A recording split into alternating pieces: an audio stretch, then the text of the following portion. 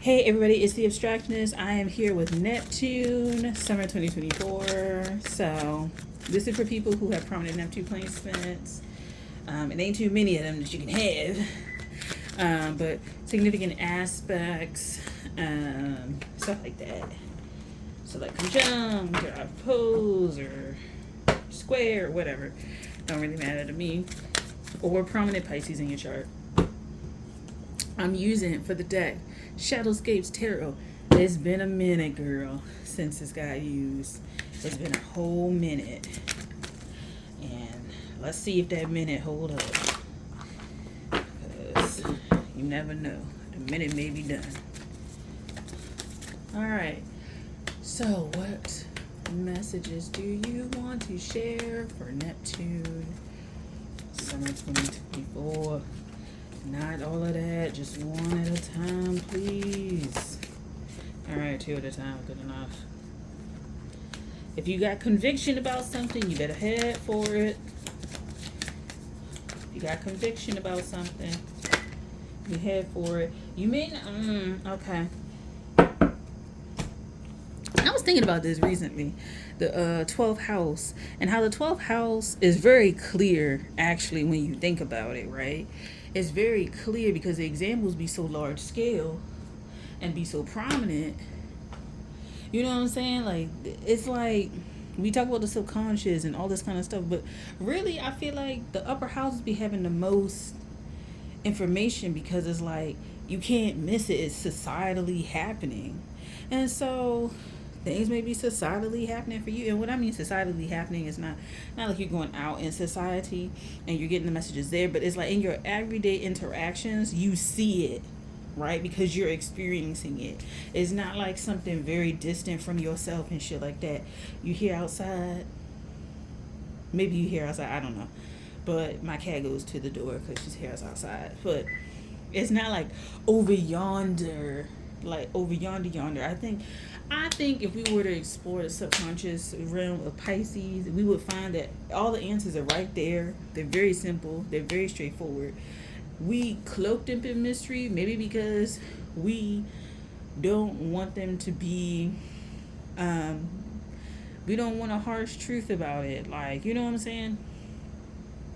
We got Virgo, though. That's why you have Virgo to bring this stuff down to like, child, this pissing me off. I'm sorry. Because then it look crooked. Oh my God. Like, hold on. I can't. I'm sorry. So you may be somebody who's correcting over and over and over and over and over again. And you may feel like, what is it, Groundhog Day or something like that? Where like you keep repeating the same day over and over and over again. Or something like that. I don't know if that's Groundhog Days especially. But I know there is a few movies like that where you try to stop that cycle from happening, and then you get to a certain point and you get stuck and you're like, what? The example I had is, what's it called, Paprika. I don't know if you guys have heard of Paprika, but it's a Japanese movie, and low-key we kind of took from them, I think, as the American Western movie market, because it's very close to Inception for me, and it predates Inception too, with Leonardo DiCaprio. I think that's what it's called, Inception. Basically, Paprika's about this girl. She works for this office. She goes inside people's minds and helps them do all kind of shit. And then something happens where she has to go in there, and a lot is happening with the subconscious and fears and things like that. And she has her own realizations along with the other people who go in there with her to explore what has run amok. So you guys may have really interesting dream times that have been trying to help you figure some things out. With Neptune, your dream time may be something that is meant to help you in terms of figuring shit out, and your subconscious may become really clear.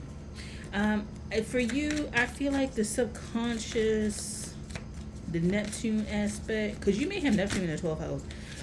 I don't feel like if you have Neptune in the 12th house, you should be, it's almost like you're afraid of if you, so these are the people, I'm gonna be real, you may have You either have lower house sun, like, and when I say the lower houses, I mean 1 through 6, right? 1 through 6. 7 is pushing it. Lower house sun, but your Neptune is in a higher house, and it may be in the 12th house, but it seems like that, and it's like, I don't know what about this that you're supposed to fear. You got 10 of swords. Child, you may be very scared of what you find there. What you find there is going to be what somebody else put there. And you got to figure out who put that there. And who put that there for them. And who put that there for the other person. And who put that there for them. So I got, these are coming up in reverse, but I don't do reversals like that. 6 of Pentacles. So, you may be interested in figuring out the root cause of things. You may be very fascinated with root words. You may be very fascinated with just root causes of languages, like just the roots of stuff. This is very tricky because you may start to feel like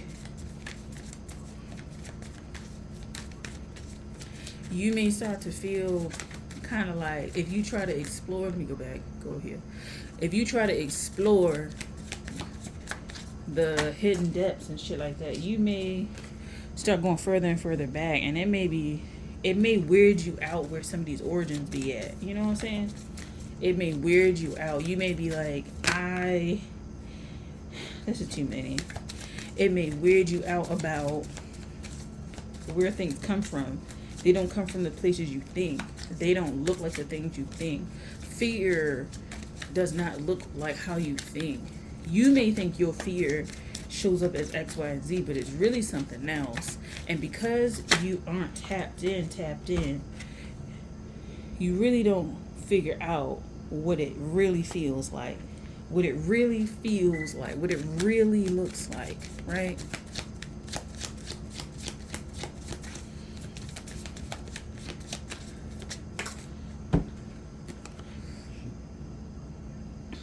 Four of Pentacles. You may have given up at some point and trying to figure it out. To me, I feel like, so you may be prominent with astrology. This is the cards, me just hitting the cards. What you may be experiencing is the house that you think is prominent in your chart ain't the house that's prominent. It's the house that you keep overlooking. It's the houses it's the wrong, you're looking at the wrong house. The wrong house. So you may be actually looking into your houses for familial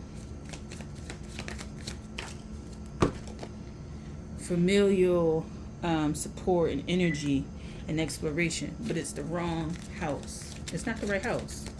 So you got to figure out what the right house is. Okay, the High Priestess, but I'm not taking that. If it come out, it come out for real. For you, you may be it may be a firehouse that you need to be looking into.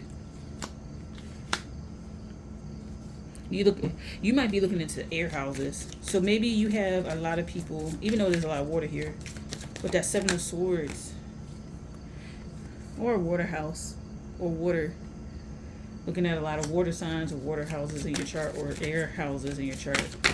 But it's the fire houses you need to figure out, because that's where a lot of the mysteries lie.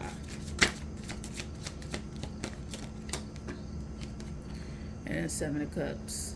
And there's more than one. Obviously there's 3, but for fire, for each element, there's 3. But there's more than one. There's more than one house that has you over a barrel in terms of your psychology. So it could be your 8th house.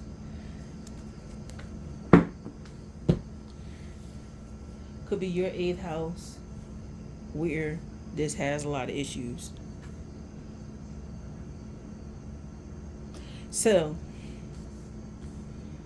my advice would be to look into those houses and try and figure out what is going on. Look for the less obvious clues regarding what you're what you're looking into, right? Your first gut instinct in this case, and trying to figure out this mystery, this case, is wrong. I don't mean that to be rude, but it seems like the most obvious answer is one that you keep overlooking. It's not the first answer, it's the one that you, it's almost like, it's the answer that when you start to get close to it, you start to forget shit. That's what it seemed like. You start to forget shit. You start to forget things. Your, what is it? Your parasympathetic ends up activating. Because it seems like there's timelines that need to dissolve for you to move forward. So let me go ahead and do that. Let's do that. Ooh. You gotta hop a timeline. Got the Chariot and the Lovers. I want to see what comes out fully. You may have recently had a lot of dreams where you've been chased a lot, or you've been chased by some unknown force or darkness or something like that. Ooh, it's like scary. You got 3 of Wands that want to come out reverse. So that's step 1. 2 and then 3. 2 and then 3.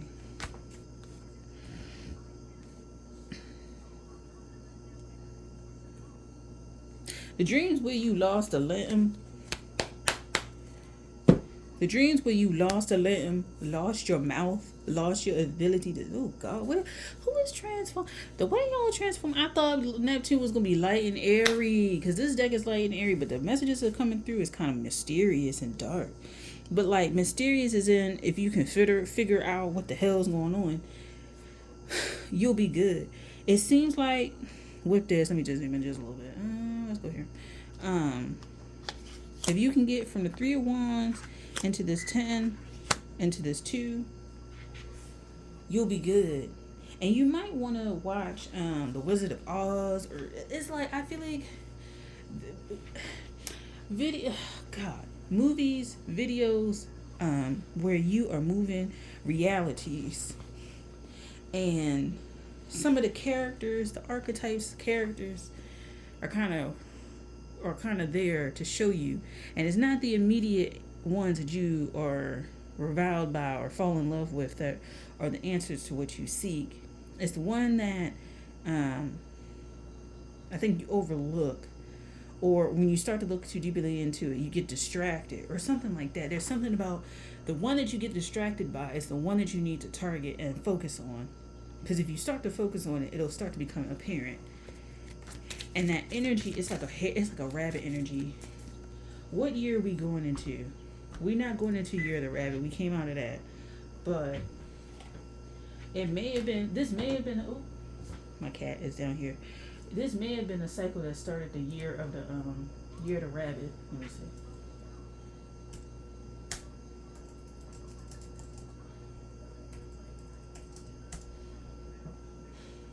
Year of the Rabbit was 2023. So this cycle may have started in 2023. This cycle may have started. You may not have noticed it, but this cycle started in 2023. Oh, I can see why this is coming up, because the year of the snake is 2025. And if you don't figure it out, that energy of being hunted is going to come back. So there's something interesting going on with your psychology, but it's related to something deep within your DNA. Perhaps the idea of being hunted, being prey, is there, and there's something popping up in your psychology that is being hunted. And the crazy thing is, it's such a stealth hunter that it leaves you distracted, but it's a tricky energy of trying to get you in there. This may be the centennial of something significant in your family, someone's birth, someone's death. This may be the centennial of something, bicentennial, or something very important in your locale. This may be, it's like an energy that it's worrying to me. It's worrying because If you, if your life, I'm so sorry, but if your life depended on you figuring it out, the way that you've been distracted has been really, really bad. In 2025, if you don't figure it out, you're going to get swallowed up. And it's going to be really apparent. It could be related to somebody. It could be related to somebody that you know. Somebody that ooh. There's somebody in your life that represents your psyche. And they're the biggest distraction. They're the archetype of your psychology. They're the archetype of your 12th house. Or what Neptune represents in your chart. And they've been there the whole time. Staring at you right in your face. It's somebody who you may feel a great disease or unease with. It could be something about them that feels with that snake energy, snake-like.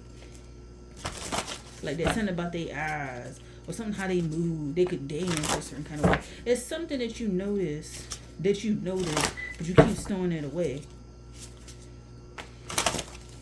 The big reveal is they may not be your friend. They may not be for you. They may be a bigger catalyst for you to move on. But they don't feel like your friend. So let me give you the years for the snake according to Google. 1929, 1941, 1953, 1965, 1977, 1989, 2001, 2013, 2025.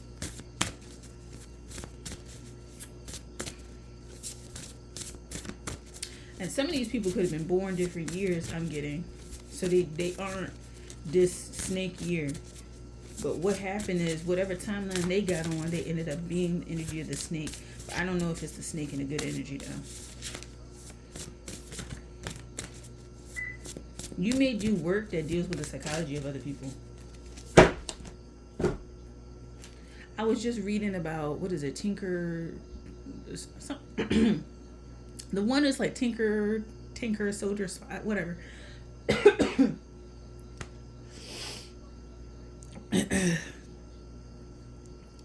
It's about Tinker. It's like Tinker, Tailor, Soldier, Spy, something like that. Something like that.